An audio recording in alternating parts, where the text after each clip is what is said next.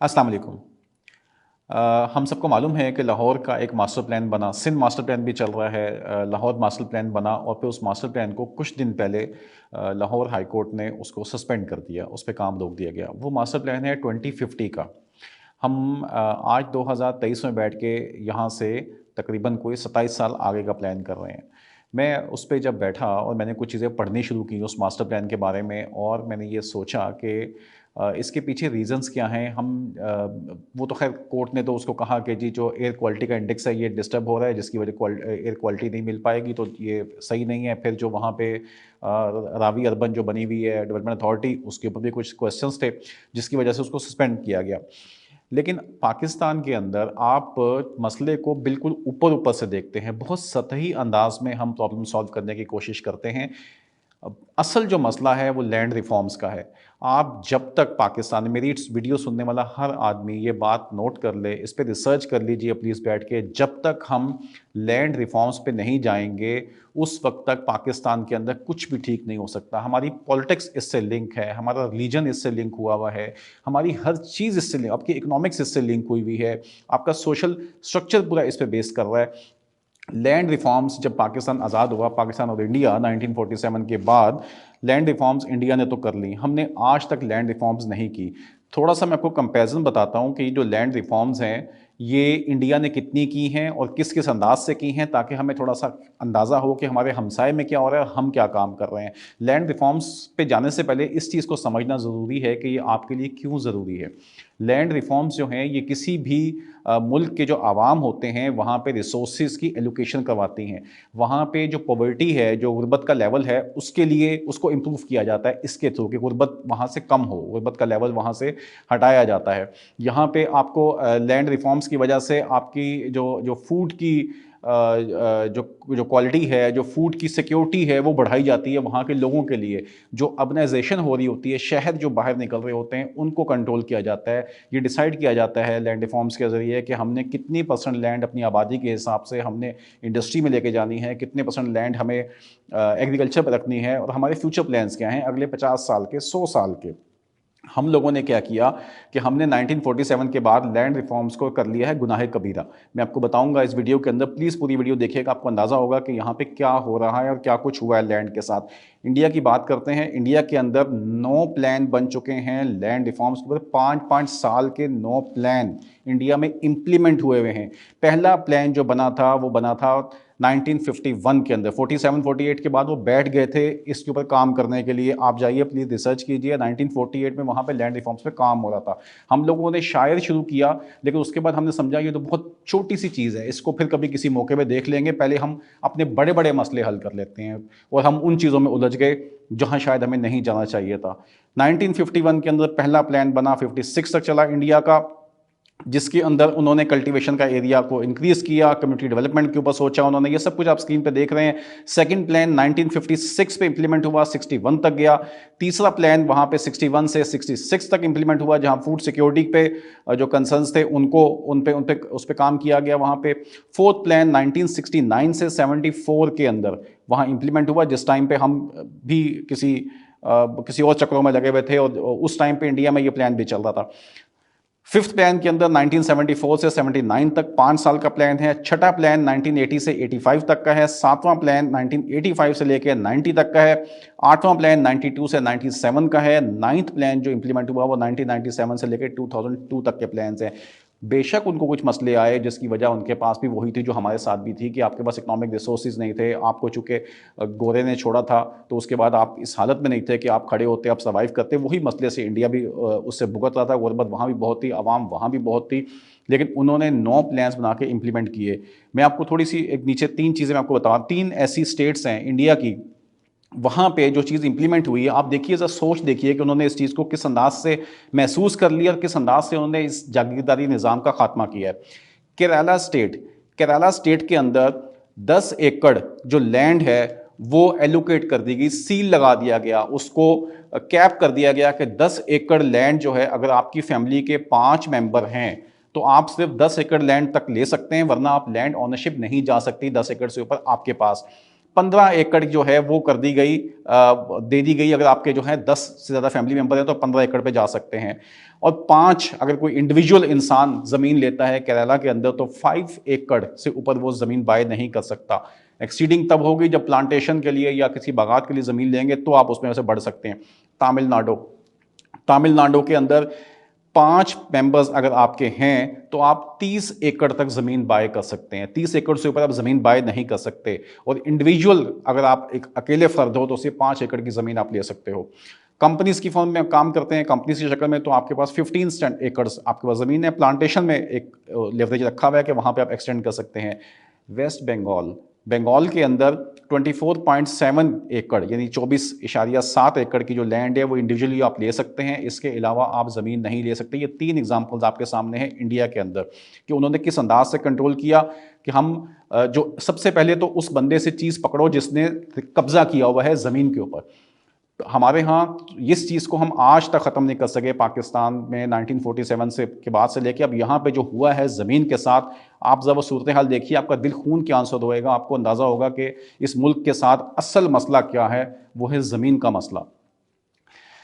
हमारे यहाँ सबसे पहली जो कमेटी बनी थी एग्रेरियन रिफॉर्म कमेटी एक बनाई गई, लेकिन उसने कोई काम नहीं किया 48 के बाद और वो ख़त्म हो गई क्योंकि जी लैंड पे, जिस तरह हमने आपको शुरू में कहा कि हमारे लिए सबसे कम अहमियत वाली बात थी।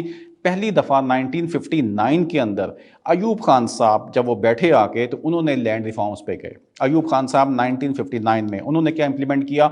उन्होंने इंप्लीमेंट किया कि अगर आपके पास अनइरिगेटेड लैंड है, यानी वो लैंड जहां पानी नहीं पहुंच पा रहा नहर के ज़रिए या दरिया के ज़रिए या किसी और तरीके से, वहां कार्य वगैरह के ज़रिए वहां से पानी नहीं गुजर पा रहा, तो आप 1000 एकड़ तक लैंड ले सकते हो इंडिविजुअल। ठीक है जी, 1000 एकड़। अब ऊपर आप देखिए इंडिया की कोई मिसाल दी है कि कहाँ 5 एकड़ 10 एकड़ 15 एकड़ पे उन्होंने किया हुआ है। हमने 1000 एकड़ की लैंड एलोकेट करवाई 1959 में जाके वहाँ पे, और हमने ये कहा कि ये अनइरिगेटेड लैंड आप 100 एकड़ ले लेंगे और जहाँ पानी पहुँच रहा होगा, जो आपकी अच्छी लैंड होगी, कल्टिवेटेड लैंड होगी, वहाँ पे आपको जो है इरिगेटेड लैंड के ऊपर आपको 500 एकड़ की अलाउ है आपको उसके बाद। ये उनका प्लान था। उसके बाद फिर हमें पता है कि अयूब खान साहब के दौर में यूएस से बहुत ज़्यादा एड्स भी आ रही थी। ट्रैक्टर्स का भी एक ग्रीन एक रिफॉर्म्स हो रहे थे कि जी ट्रैक्टर्स की बहुत टेक्नोलॉजी आ गई थी, बहुत अच्छा काम चल रहा था, ज़राई भी चीज़ें हुई उनके दौर के अंदर। क्योंकि आप इस पे सुनिएगा, बहुत सी वीडियोस इकोनॉमिस्ट करते हैं कि जितनी भी अमेरिकन एड आती है अब हमारे पास जो आती है वो मोस्टली डिफेंस की एड है, जो आप आज हमारे पास आती है वेपन्स के लिए या किसी जंग में लड़ने के लिए हमारे पास आती है। जो एक्चुअली डेवलपमेंट की एड थी हमारे पास वो 65 के बाद बंद हो गई, वो हमारे पास नहीं आई। खैर, ये इस पे आप अलग से रिसर्च कीजिएगा। ये जो पॉलिसी बनी थी 500 एकड़ की और 1000 एकड़ की, ये भी इंप्लीमेंट नहीं हुई क्योंकि उसकी वजह ये थी कि जो ब्यूरोक्रेसी थी उनको एक लूप होल मिल गया। पढ़े लिखे लोग हैं ना तो दिमाग थोड़ा ज़्यादा चल जाता है, तो वो ब्यूरोक्रेट साहब ने ये सोचा बैठ के कि यार एक फैमिली के लिए अगर 1000 एकड़ की चीज़ है, इंडिविजुअली किसी बंदे की बात हो रही है, एक इंडिविजुअल की, तो आप एक काम करें अपनी फैमिली के अंदर ही उसको डिफरेंट जो है वो आप वारिस पैदा कर लीजिए और इस ज़मीन को मुख्तलिफ लोगों में तकसीम कर लीजिए। तो भाई ने ले लिया, उसके किसी और के नाम पर लगा दिया, बच्चों के नाम पे कर दिया, बीवी के नाम पे कर दिया, तो लैंड फिर घर की घर में रह गई आपके पास। उसके बाद आया भुट्टो साहब का दौर। ये दूसरी लैंड रिफॉर्म्स जो हम बैठे काम करने के लिए 1959 के बाद 72 के अंदर, जब आई थिंक भुट्टो साहब उस वक्त माशाल्लाह एडमिनिस्ट्रेटर बने हुए थे, तो वो एक टाइम था उनको, उन्होंने जो है वो एक नारा लगाया हुआ था जो बड़ा मशहूर था उस ज़माने में। सोशलिज्म का भी बहुत उस वक्त अरूज था उस टाइम के ऊपर। तो नारा था रोटी कपड़ा मकान का। बहुत दिलचस्प नारा था, बहुत मज़े की चीज़ थी रोटी कपड़ा मकान। और वो समझते थे कि मैं लोगों को जो है वो ये चीज़ें मैं दूंगा इसके ऊपर ज़मीन पे। तो वो बैठे, उन्होंने लैंड पे रिफॉर्म्स की, बहुत अच्छी रिफॉर्म्स हुई उस टाइम के ऊपर। उन्होंने उस लैंड की रिफॉर्म्स को जो जो अयूब खान साहब ने की थी 500,000 एकड़ की, उसको कम करके वो ले गए 300 एकड़ के ऊपर और 150 एकड़ के ऊपर। यानी 300 एकड़ वो लैंड जो अनइरिगेटेड लैंड है और 150 एकड़ की लैंड वो जो इरिगेटेड लैंड है, नहर के या किसी के पास आ रही है, वो वहाँ पे आके वो करेंगे। अब जागीरदार साहब जिनके पास ये ज़मीनें थी, ये ज़मीनें कहाँ से लेकर आए थे? ये ज़मीनें ऑब्वियसली किसी ने गिफ्ट की हुई ज़मीन थी ना। वो हमें सबको मालूम है कि अंग्रेज़ जब यहाँ काबिज़ था तो वो हिंदुस्तान और पाकिस्तान, इस पूरे खत्ते के जो लोग होते थे उनसे वो ज़मीनें उनको देता था, उनसे वो इलाके कंट्रोल करवाता था और उसके थ्रू वो टैक्सेस भी वसूल करता था आम आदमी से, और वो एडमिनिस्ट्रेटिव रोल भी यही करता था क्योंकि बाकी इंस्टीट्यूशन इससे डेवलप नहीं हुए हुए। तो इन्हीं के अंदर में से लोग उठा के उनको काबिज़ कर दिया जाता था, ज़मीनें दे दी जाती थी मुख्तलिफ शक्लों में। और ये सबको पता है, ये कोई मैं अनोखी बात तो है नहीं आज के दौर के अंदर। सबके पास ये हिस्ट्री मौजूद है, सबने पढ़ी भी हुई है, मुताला पाकिस्तान के अंदर भी। अब ये जो भुट्टो साहब की पॉलिसी थी 300 एकड़ लैंड की और 150 एकड़ लैंड की कि एक इंडिविजुअल ले सकता है, यहाँ पे क्या लूप होल तलाश किया गया, यहाँ पे ये लूप होल मिल गया जागीरदार के हाथ में कि भाई उन्होंने इसमें से एग्जाम्प्ट कर दिया बागात की ज़मीन को, उसकी फार्म्स की लैंड्स को, इसको बीच में से निकाल दिया। अब वहाँ पे बहुत सी ऐसी लैंड है जिसको बागात का नाम दे के, फ्रूट्स का नाम दे के फिर दोबारा लोगों ने कर लिया कि जो एक्सटेंडेड लैंड सारी हमारे पास ही रहेगी, क्योंकि ये तो अगर आ भी रही है 150 एकड़ के अंदर तो कोई मसला नहीं है, इसमें तो मैंने बाग लगाया हुआ है तो ये तो 400 एकड़ बन गई, 800 एकड़ बाग आप रख सकते हैं, कोई इसमें इशू नहीं है। ये अगेन दोबारा मसला बना। अब भुट्टो साहब के जो करीबी लोग थे उस जमाने में वो उनसे नाराज भी हुए, जो जागीरदार तबका था, ऑब्वियसली वोट बैंक तो सारा वहीं से था। अब भुट्टो साहब उस अरूज में थे, वो प्राइम मिनिस्टर, वो ये समझ रहे थे कि शायद इन लैंड रिफॉर्म्स की वजह से मैं अब आम किसान के लिए, वो अपने आप को क्लेम भी करते थे, इसमें कोई शक नहीं, वो उनकी जो मकबूलियत थी वो अरूज पे थी, वो क्लेम करते थे कि मैंने आम इंसान के लिए सब कुछ किया है, आम किसान के लिए मैंने ये सब कुछ किया है, तो मैं उनका दोस्त हूँ। हुआ क्या कि 1977 के अंदर उन्होंने एक सेकंड उस पर वो लेके आए इलेक्शन के बाद, और उन्होंने एक लैंड रिफॉर्म्स पे दोबारा बैठे, और ये फिर एक मेजर लैंड रिफॉर्म्स हुई। एक लॉ रिफॉर्म एक्ट 1977 के अंदर उन्होंने ये कहा कि जी जो फर्दर जो इरिगेटेड लैंड है जो पहले 150 एकड़ थी उसको कम करके 100 एकड़ कर दिया गया। इंडिविजुअली आप 100 एकड़ से ऊपर नहीं लेके जाएंगे, और इस बाकी जो आपकी लैंड है वो वहीं रहेगी 300 एकड़। हुआ क्या, उसके बाद हम सबको मालूम है कि माशरा लग गया और भुट्टो साहब ख़त्म हो गए। जो भी उसके पीछे रीज़न बनी वो एक सियासी वजूहात के तौर पे हम सबको मालूम है। ज़िया साहब ने जब काम किया तो उन्होंने 1980 के अंदर एक कोड बनाई थी, शरीयत एक कोर्ट बनी जिसका नाम था फेडरल शरीयत कोर्ट थी, जिसका काम ये था कि जितने भी पाकिस्तान के आइन बना हुआ था 1973 का आइन, जिसके बड़े हवाले दिए जाते हैं टीवी पे, हम टॉक शोज़ पे दिन रात सुनते हैं 73 के आइन के तनाजुर में, तो उन्होंने ये कहा कि जितने भी आपने आइन बनाए हैं अब तक, इन सबको इस्लामिक पॉइंट ऑफ व्यू से देखा जाएगा, और वो शरीयत जो कोर्ट है वो इसका फैसला करेगी। फेडरल शरी कोर्ट बन गई और उसमें वो केस गया। मज़े की बात यह है 67 एप्लीकेशंस फाइल हुई हैं उस फेडरल शरिया कोर्ट के अंदर, 67 एप्लीकेशंस, और ऑल ऑफ देम लैंड के ऊपर थी कि ये जो लैंड का डिसीजन करवाया गया है 1972 के अंदर, जो भुट्टो साहब ने लैंड रिफॉर्म्स की हैं पाकिस्तान के अंदर, ये गलत हैं, और ये अब शरई कोर्ट इसको देखेगी और इस्लामी शरीयत कोर्ट इसका फैसला करेगी। उसके बाद क्या होता है मैं आपको बताता हूँ। दिसंबर 13, 1980 में एक पिटीशन फाइल होती है मोहम्मद अमीन साहब की फेडरल शरिया कोर्ट में, और वो ये कहते हैं कि जी ये जो लैंड रिफॉर्म्स हुई हैं पाकिस्तान में, जिसमें ये ज़मीन को 300 एकड़ और 150 एकड़ पे ले जाया गया है, इंडिविजुअली कैप करके उसको सील कर दिया गया है, ये बेसिकली पाकिस्तान के कॉन्स्टिट्यूशन के ख़िलाफ़ है और ये लॉ के ख़िलाफ़ है, इस्लामी शरीयत के ख़िलाफ़ है, ये चीज़ इस्लामिक लॉ के ख़िलाफ़ है, कॉन्स्टिट्यूशन के ख़िलाफ़ है। उसी टाइम पे पेशावर हाई कोर्ट के अंदर एक हाजी नेमतुल्लाह साहब हैं, वो एक अपील फाइल करते हैं, और कोर्ट उसके अंदर ये स्टेटमेंट देती है कि ये जो है अन इस्लामिक है।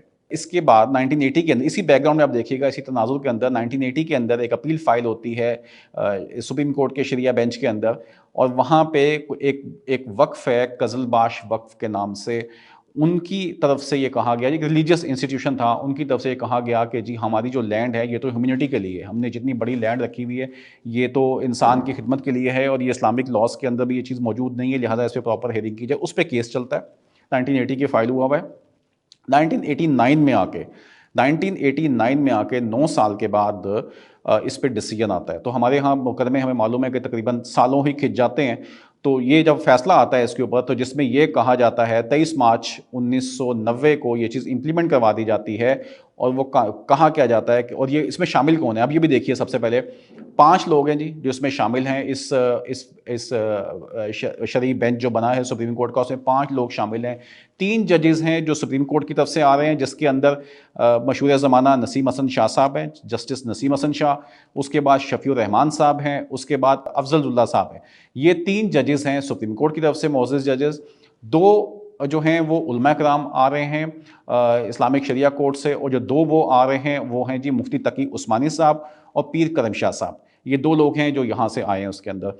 अब उसके बाद ये जो 2 उलमा कराम हैं, इनकी ओपिनियन ये है वहाँ पे कि ये अन इस्लामिक है और पाकिस्तान के कॉन्स्टिट्यूशन के ख़िलाफ़ है। मुफ्ती तकी उस्मानी साहब उस पर लिखते हैं, ये मैं कोई ऐसी चीज़ नहीं कर रहा जो मैं अपने पास से बात कर रहा हूँ, अखबारात में कोट है, लोग इसको जाएँ, रिसर्च करें, प्लीज़ को पढ़ें।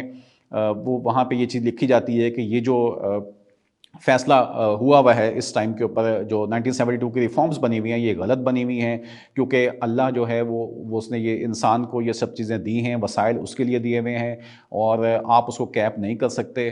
तो ज़मीन भी उसी तरह चीज़ों में आती है, उसी वसाइल के अंदर आती है। अगर कोई इंसान जितनी भी लामहदूद ज़मीनों का वो मालिक बन सकता है, आप इसको रोक नहीं सकते। ये डिसीजन वहाँ से आया। 2 जजेस शफ़ीउल्लाह साहब और शफ़ी रहमान साहब और जस्टिस नसीम हसन शाह साहब, इन 2 सुप्रीम कोर्ट के जजेस ने इसकी मुखालफत की। उसी ये चूँकि शरई बेंच ही चल रहा है, तो उन्होंने भी इस्लामिक पॉइंट ऑफ व्यू से आर्गूमेंट्स दिए। उन्होंने ये कहा कि हमारे ख्याल के मुताबिक लैंड रिफॉर्म्स सही हैं, बल्कि इससे भी सख्त होनी चाहिए। उसकी वजह ये है कि नंबर 1, वेलफेयर को देखा जाए, इस्लामिक स्टेट जो है वो वेलफेयर पे बहुत ज़्यादा बेस करती है। सो लैंड की जब तक प्रॉपर एलोकेशन नहीं होगी, प्रॉपर रीडिस्ट्रीब्यूशन लैंड की नहीं की जाएगी, तब तक आपके प्रॉपर जो लोगों की वेलफेयर है वो नहीं होगी, नंबर 1। अच्छा, नंबर 2 जी, उन्होंने ये आर्गूमेंट लिया जस्टिस नसीम हसन शाह ने और जस्टिस शफी रहमान साहब ने, कि सोशल वेलफेयर के अलावा ये इक्वलिटी लेके आती है। जो सोसाइटी के अंदर एटलीस्ट अगर किसी के पास 4 एकड़ ज़मीन है, तो किसी के पास 4000 एकड़ नहीं होगी। आप उसको 100 एकड़ लगा लीजिए, तो चलें तब भी डिफरेंस थोड़ा कम हो जाएगा, थोड़ी इक्वलिटी पे बात आ जाएगी। ये 2 उनके आर्गूमेंट थे इस्लामिक पॉइंट ऑफ व्यू से। लेकिन बात करने का मकसद ये है कि 1990 के बाद, 23 मार्च 1990 के बाद हमारे यहाँ लैंड रिफॉर्म बिल्कुल बंद हो गई। हमने लैंड रिफॉर्म्स को लादीनियत समझ लिया। हमने कहा कि ये तो इस्लाम में नहीं है। हमने मज़हब का भी सहारा वहाँ पे ले लिया, कॉन्स्टिट्यूशन ऑफ पाकिस्तान का भी सहारा ले लिया गया। हमें नहीं मालूम कि उसके बाद असम्बलीज बनती हैं, लोग आते हैं, क्लेम करते हैं, कभी एक हुकूमत, कभी दूसरी हुकूमत। कोई कहता है मैं इतने घर बना के दे दूंगा, कोई कहता है मैं इतने गरीबों को फ़लाँ चीज़ दे दूंगा, इतनी फ़लाँ चीज़ दे दूंगा।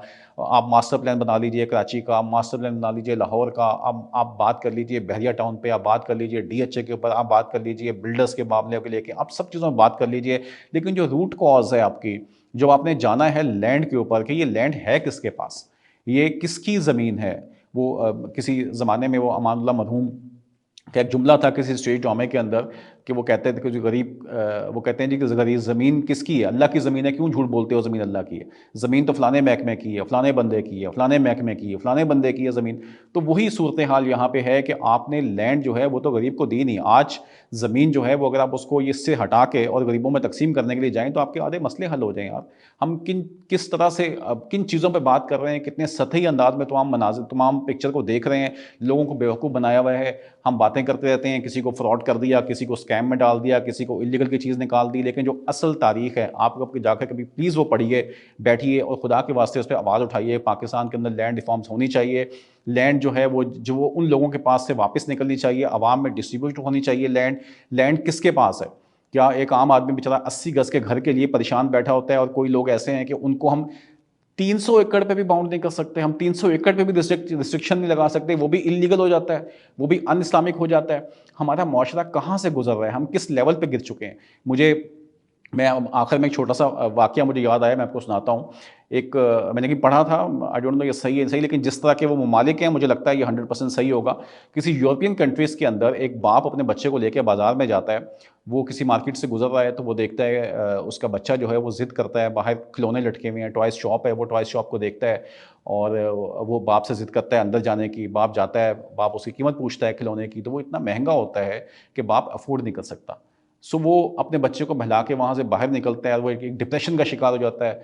अब वहाँ जाके वो कोर्ट में केस फाइल करता है। वो कहता है कि जी मेरी तो यहाँ पे इमोशनल मुझे ब्लैकमेल किया गया है, मेरे साथ ज़्यादती हुई है, मुझे हैरेस किया गया कि ये आपने जो है वो बाहर टॉयज़ हैंग हुए हुए हैं शॉप के ऊपर, मेरा बच्चा देख रहा है। अब मैं अपने बच्चे को कैसे फ़ेस करूँगा ज़िंदगी में, कि मेरे पास तो अफ़ोर्डेबिलिटी नहीं है, मैं वो खिलौना अफ़ोर्ड ही नहीं कर सकता।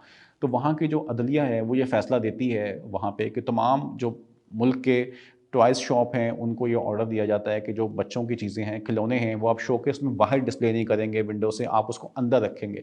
ताकि जिसके पास अफ़ोर्डेबिलिटी है, वो अंदर आए, वो मकसद से आएगा, जिसके पैसे होंगे, वो दरवाज़ा खोलेगा, वो दाखिल होगा, वो आके आपसे चीज़ लेगा। एक वो मुआशरे हैं और एक हमारे मुआशरे हैं, जहाँ पे हमने इन चीज़ों के दरवाज़े बंद कर दिए हैं कि हम इन पे बात नहीं करेंगे, हम ज़मीन के मामले पे बात नहीं करेंगे।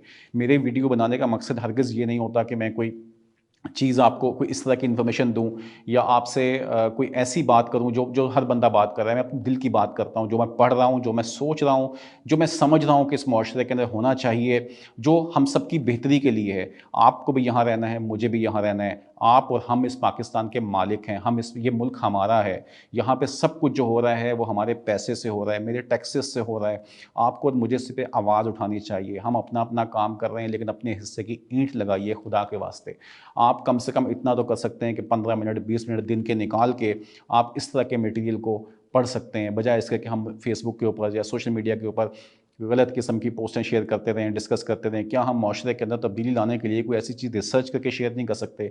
आवाज़ उठाइए, आवाज़ फैलाइए, अपने हमनवा बनाइए, लोगों को बताइए कि ये क्या ज़्यादतियाँ हो रही हैं। लैंड रिफॉर्म्स उस जिस जो सबसे बेसिक चीज़ है पाकिस्तान के अंदर, जिस पे पूरा मुल्क चल रहा है, जिस पे ये मुल्क खड़ा हुआ है, जिस पे आपकी बिल्डिंग्स खड़ी हुई हैं, जिस पे पार्लियामेंट्स खड़ी हुई हैं, जीएचयू खड़ा हुआ है, सब कुछ इस जगह पे बना हुआ है। क्या हम इस ज़मीन की बात क्यों नहीं कर पा रहे? हम इसको आज तक इसको रिफॉर्म्स में क्यों नहीं लेके जा पा रहे? हम लोगों ने इसको किस कानून के तहत हमने इसको रोक दिया गया है इन चीज़ों को? ये और फिर उसके बाद जो बाकी तमाम मसाइल हैं, उनको ख़त्म करने का एक ही तरीका है, वो है real estate regulatory authority. Multiple किस्म की अथॉरिटीज़ बंद कीजिए, मल्टीपल किस्म की जो दुकानें खुली हुई हैं, मल्टीपल किस्म की जो जो जो कंट्रोलिंग बॉडीज़ बनी हुई हैं, वो क्या है? मैं तो हमेशा ये कहता हूँ कि जहाँ एक स्पीड ब्रेकर बनेगा, जहाँ सिस्टम को आप ब्रेक करते हैं, एक स्पीड ब्रेकर बनाते हैं, वहीं पे साथ में 2 फ़कीर खड़े हो जाते हैं, दोनों तरफ माँगने के लिए कशकोल हाथ में पकड़ के। अनफॉर्चुनेटली पाकिस्तान का सिस्टम यही है। सो जितने आप डिपार्टमेंट खोलेंगे, उतने बेसिकली हाथ बढ़ेंगे आपके सामने, उतने आपको पकड़ने वाले, रोकने वाले लोग बनेंगे। तो इन गढ़ों को ख़त्म कीजिए, सिग्नल फ्री रोड्स बनाइए, लोग आएँ, मज़ा आए काम करने का, बिज़नेस करने का मज़ा आए, इन्वेस्टमेंट आए पाकिस्तान के अंदर, लोगों को आसानियाँ दीजिए, आसानियाँ तक़सीम करें सबकी ज़िंदगी में। खुश रहिए। वीडियो देखने का शुक्रिया। कोई कमेंट देना हो, फीडबैक देना हो, प्लीज़ मेरा नंबर व्हाट्सएप पे आ रहा है, मुझसे बात कर सकते हैं। व्हाट्सएप पे मुझसे आप फीडबैक भी दे सकते हैं, वीडियो पे लाइक भी कर सकते हैं और कमेंट भी कर सकते हैं। Thank you. अस्सलाम वालेकुम।